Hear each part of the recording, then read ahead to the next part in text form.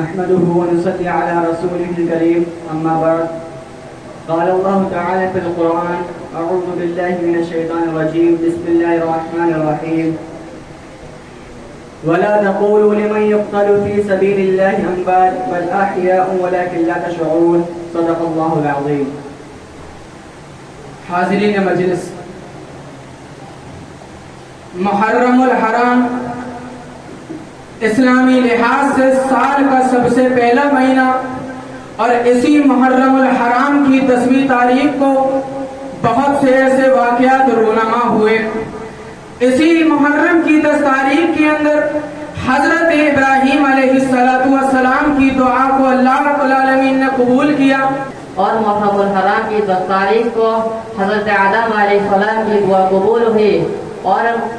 حضرت ابراہیم علیہ السلام پر نمرود کی آگ ٹھنڈی ہوئی، اور محرم الحرام کی 10 تاریخ کو حضرت سلیمان علیہ السلام کو ایک عظیم سلطنت کا وارث بنایا گیا. حضرت یونس علیہ السلام کو مچھلی کے پیٹ سے نکالا گیا، اور حضرت سلیمان علیہ السلام کو ایک عظیم سلطنت کا مالک بنایا گیا. اور اسی تاریخ میں سب سے آخر میں حضور کریم صلی اللہ علیہ وسلم کے چھوٹے نواسے حضرت حسین رضی اللہ تعالیٰ عنہ کو شہادت نصیب ہوئی. حضرات، لیکن نہایت افسوس کی بات ہے، آج ہم پوری تاریخ کو سامنے رکھنے کے بجائے صرف اس موقع پر نوحہ، ماتم اور گانا بجانا اور تعزیہ داری اور کچھ مخصوص کھانوں کے پکانے کو محرم کی یاد کے طور پر مناتے ہیں، اور باقی باتوں کو بھول جاتے ہیں. وما علینا الا البلاغ.